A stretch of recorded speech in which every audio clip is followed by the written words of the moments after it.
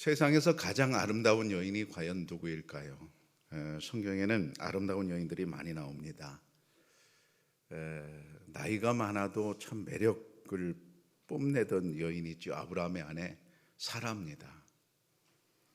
그 다음에 아주 예쁘다고 소문났던 또 리브가가 있습니다. 삼손이 마음을 쏙 빼앗긴 드릴라가 또 있죠.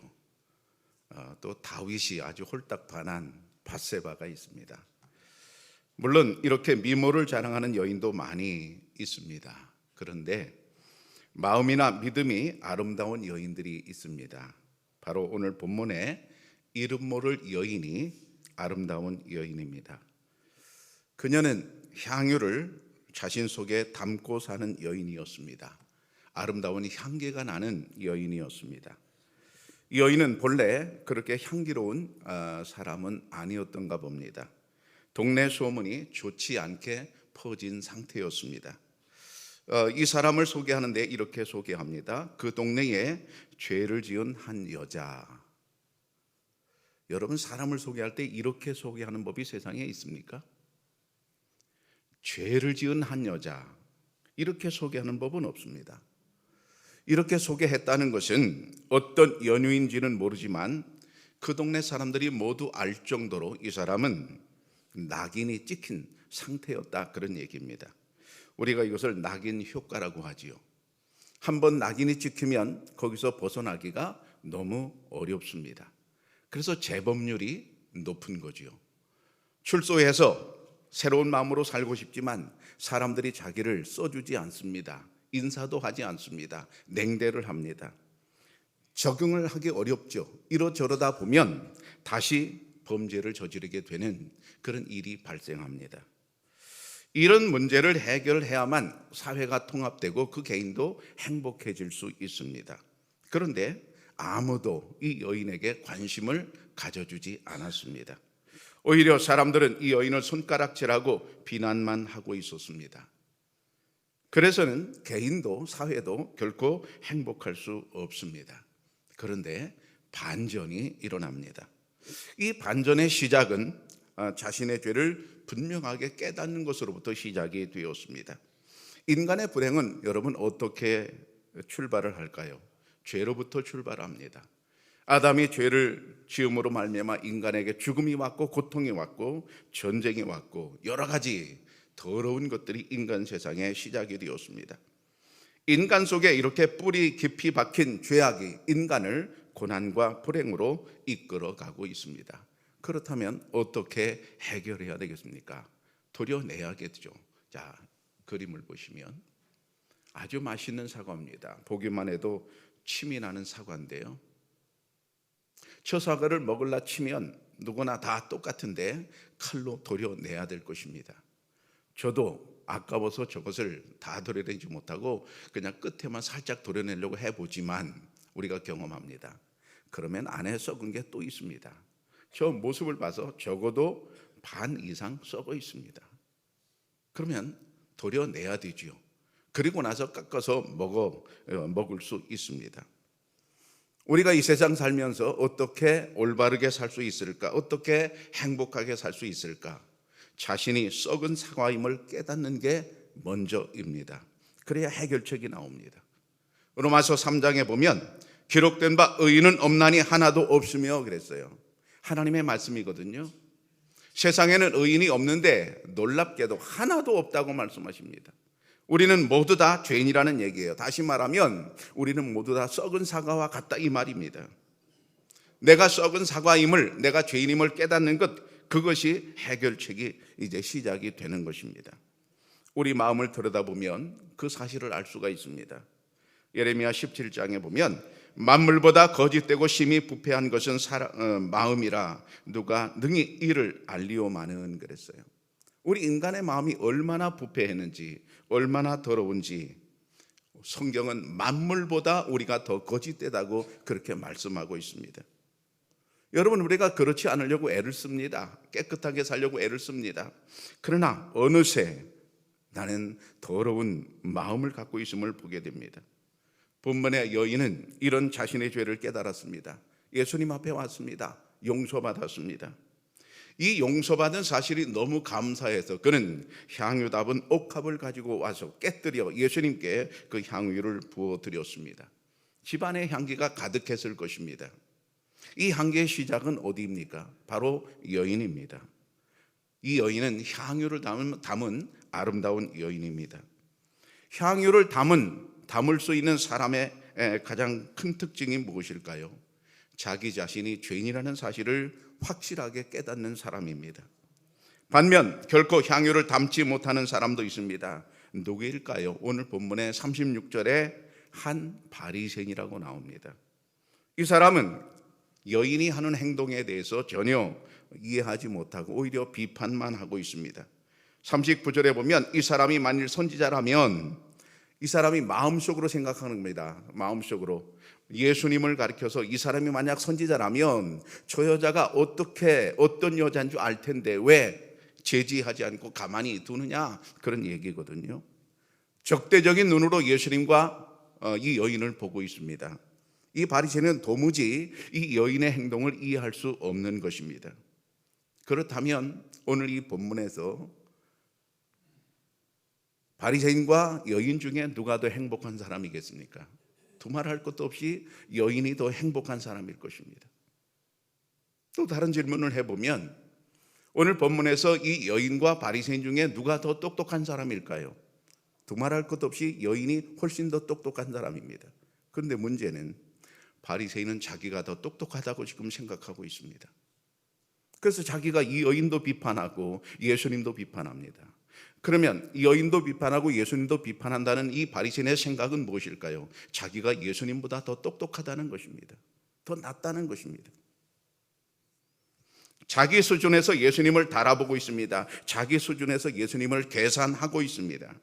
교회는 달아보는 곳이 아닙니다. 믿는 곳입니다. 다시 한번 강조합니다. 교회는 달아보는 곳이 아닙니다. 믿는 곳인 줄로 믿습니다. 교회는 여인처럼 예수님이 나의 죄를 용서해 주심을 믿고 감사하며 사랑하는 곳이 바로 교회입니다. 본문에서 여인을 죄인이라고 소개하고 있다고 말씀드렸는데 이 죄인이라는 말을 원어로 보면 하마르톨로스라는 말입니다. 관역에서 빗나가다라는 뜻의 하마르타노에서 유래한 단어인데요, 하나님의 뜻을 벗어나 사는 것, 그게 바로 죄라는 말입니다. 우리는 모두 하나님의 뜻 안에서 살기를 바라지만 어느새 하나님의 뜻에 벗어나서 사는 자신을 발견하고는 합니다. 죄 짓지 않고 거룩하게 살기를 간절히 바라지만 그러나 그게 매우 어렵습니다. 왜 어려울까요? 우리가 하마르톨로스이기 때문에 그렇습니다. 나는 하마르톨로스입니다 라고 공개적으로 고백한 사람이 있습니다. 우리가 잘 아는 베드로입니다.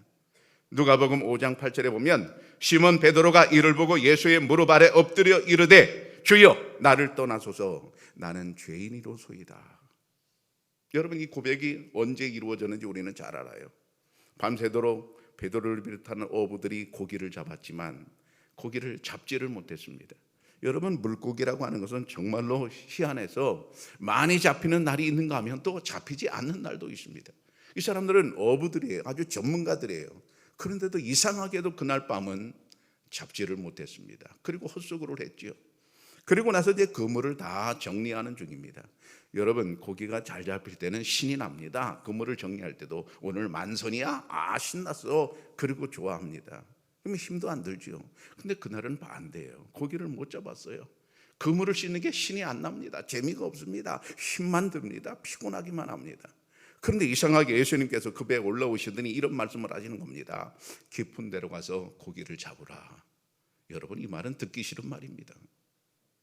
잡아봤잖아요. 안 잡아봤으면 모르겠는데 잡아봤잖아요. 못 잡았잖아요. 근데 예수님께서 잡아보라고 하는 말은 사실은 듣기 싫은 말입니다. 근데 이상스럽게 어떤 힘에 이끌려 그들은 그물을 내려서 고기를 잡았는데 이게 웬일입니까?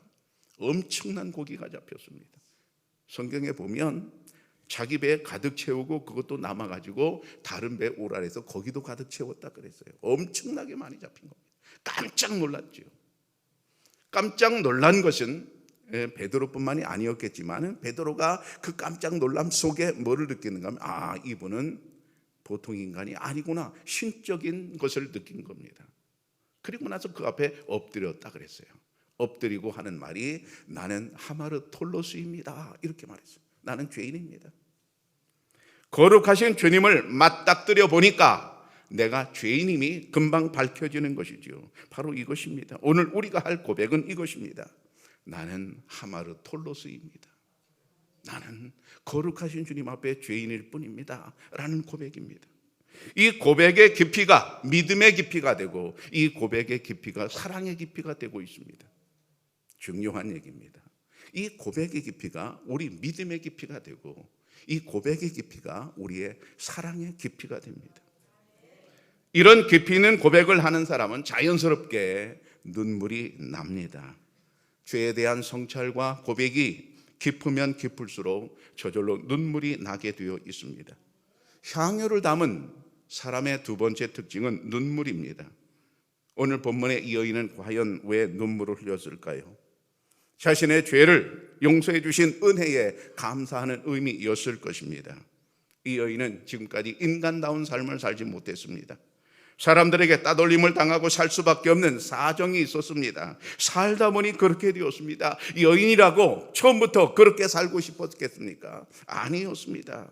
인생이 내 맘대로 굴러가던가요? 아닙니다. 살다 보니 이런 모양이 되기도 하고 살다 보니 저런 모양이 되기도 합니다. 살다 보니 이렇게 구부러지기도 하고 살다 보니 저렇게 구부러지기도 하고 살다 보니 이런 상처도 있고 살다 보니 저런 상처도 있게 되는 법입니다. 그렇게 이 여인이 사람들에게 따돌림을 받고 살다 보니까 여러분 사람들이 다 자기를 떠나고 누구 하나 하소연할 데가 없게 되었습니다. 자신의 처지에 관해서 아무도 들어주는 사람이 없었습니다. 친구도 없고 차담을 나눌 커피 한 잔 나눌 사람도 없고 같이 교회 갈 사람도 전혀 없습니다. 한마디로 그냥 외로운 섬입니다.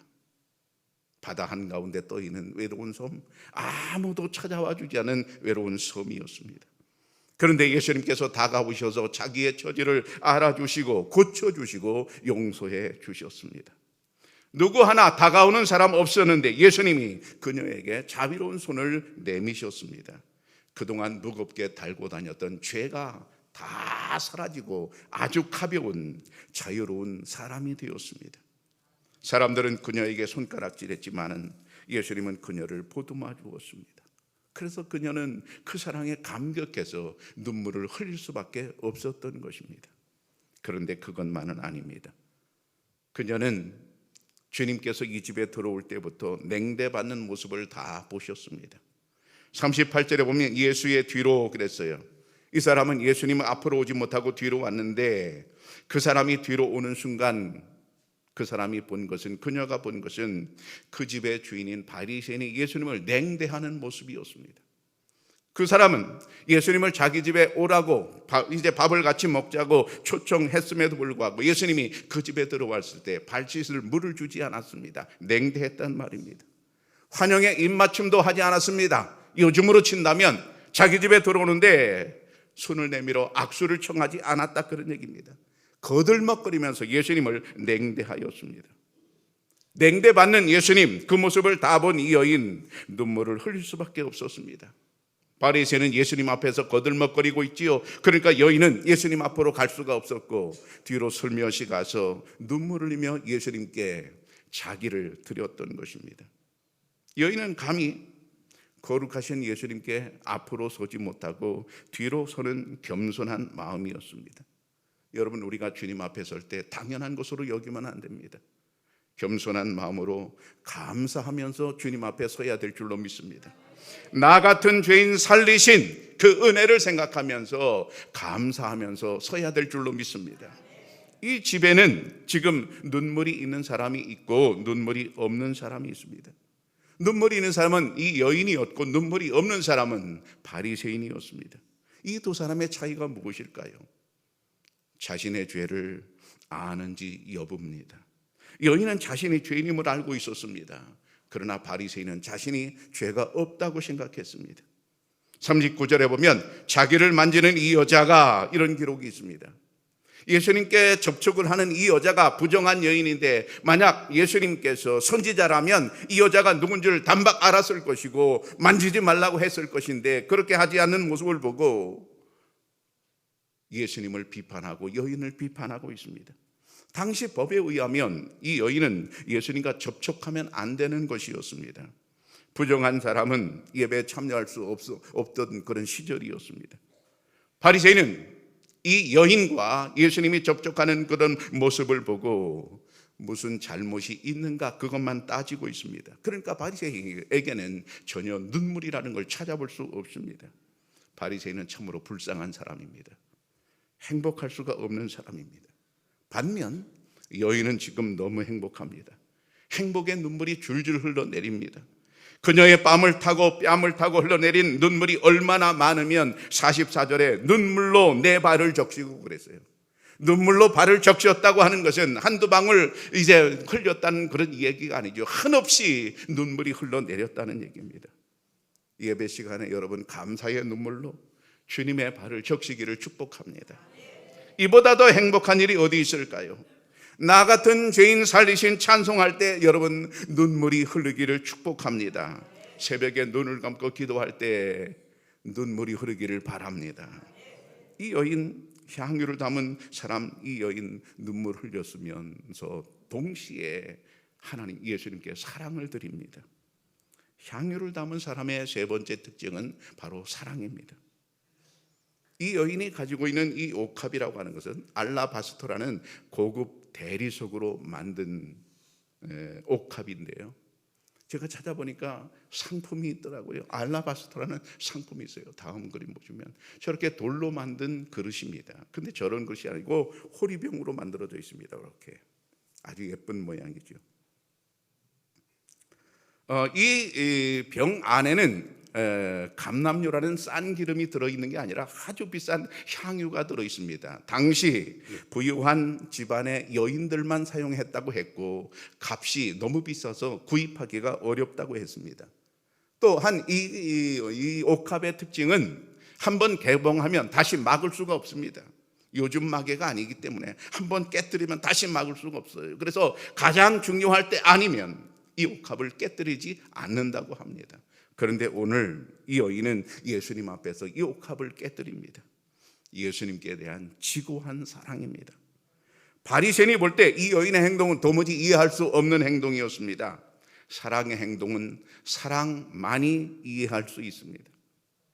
사랑의 행동은 사랑만이 이해할 수 있습니다. 사랑이 없으면 도무지 이해할 수 없는 일입니다. 여러분 우리가 부모의 사랑을 압니다.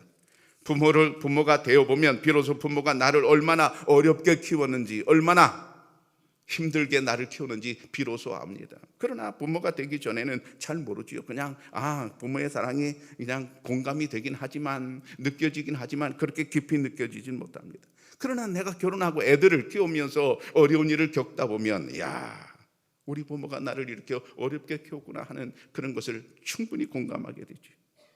그래서 드라마나 어디에서나 부모의 사랑에 관한 이야기가 나오기 시작하면 벌써 가슴이 뭉클해지는 그런 경험들을 누구나 하지 않습니까? 그리고 마음이 짠해집니다. 남의 이야기인데 왜 그렇게 마음이 짠해질까요? 부모의 사랑을 내가 알고 있기 때문입니다. 여러분 사랑을 알고 있는 주님을 사랑을 알고 있는 사람들은 오늘 이 여인의 행동을 충분히 이해합니다. 맞다. 이 여인이 주님을 얼마나 사랑하면 이렇게 비싼 것을 깨뜨려 주님 앞에 드린다 하는 것을 알게 됩니다. 권 에라라고 하는 독립운동가가 있습니다. 처음 들어보는 분도 계실 텐데요. 사진을 좀 보여드립니다. 어제가 3.1운동 106주년 기념일이었습니다. 3.1운동을 주도한 유관순 함께 했던 사람들 가운데 첫 번째 나오는 이름이 권 에라입니다. 뒤에 나오는 이름들 모두 이화학당의 학생들이었습니다. 감옥에 들어가서 옥고를 치르고 죽음을 당할 때 유관순의 나이 18입니다. 권 에라는 그의 2년 선배 이화학당의 20살이었습니다. 다음 그림 보십니다. 권 에라 독립운동가가 저렇게 표시되어 있습니다. 서대문 형무소입니다. 다음 서대문 형무소의 앞에서 찍어봤습니다. 다음. 오늘 이것을 좀 보여드리고 싶어서 찍어왔는데요. 상자입니다. 3면이 다 큰 새꽃향기가 있습니다.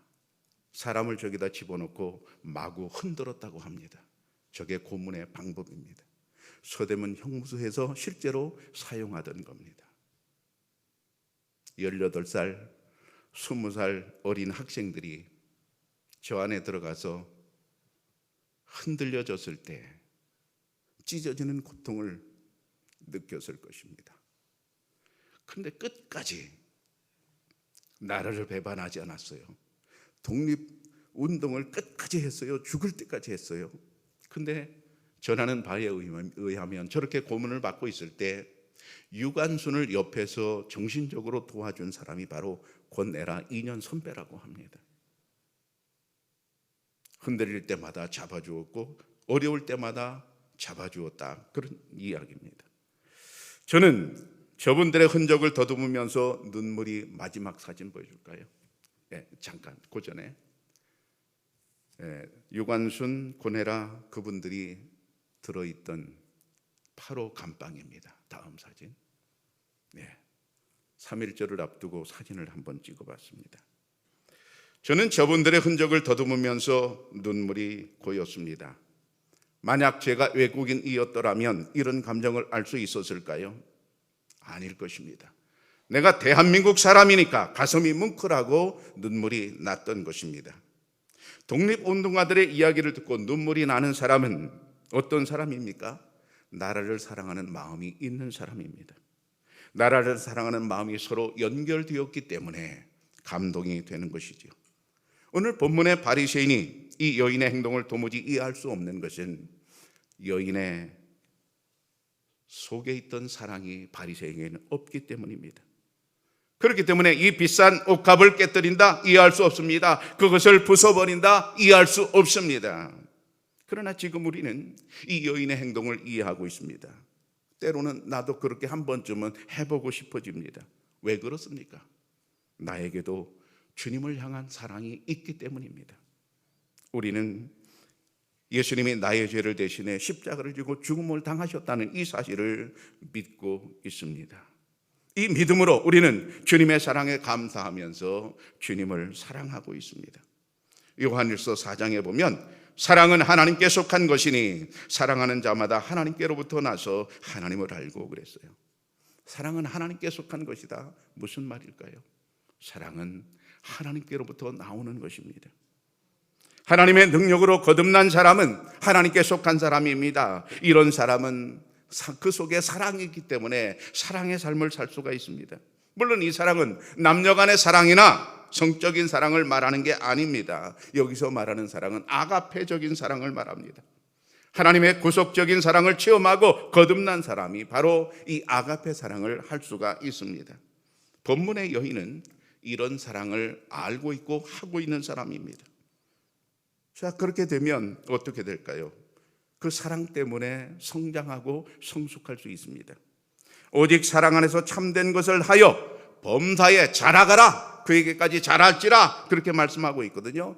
범사에 신앙생활을 잘해서 날마다 자라가야 된단 말입니다. 날마다 성숙해 가야 된단 말입니다. 그럼 어떻게 성숙해 갑니까? 사랑으로 가능하다 이 말입니다. 만약 우리가 의무감으로 신앙생활을 한다면 자라가지 않습니다.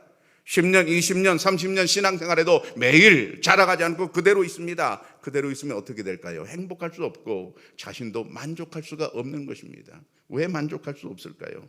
자라가지 않기 때문입니다. 우리가 주님의 사랑을 가득 담고 그 사랑으로 주님을 사랑하고 예배하고 주님을 사랑하고 전도하고 주님을 사랑하고 봉사하고 하게 되면 여러분 성숙하게 될 줄로 믿습니다.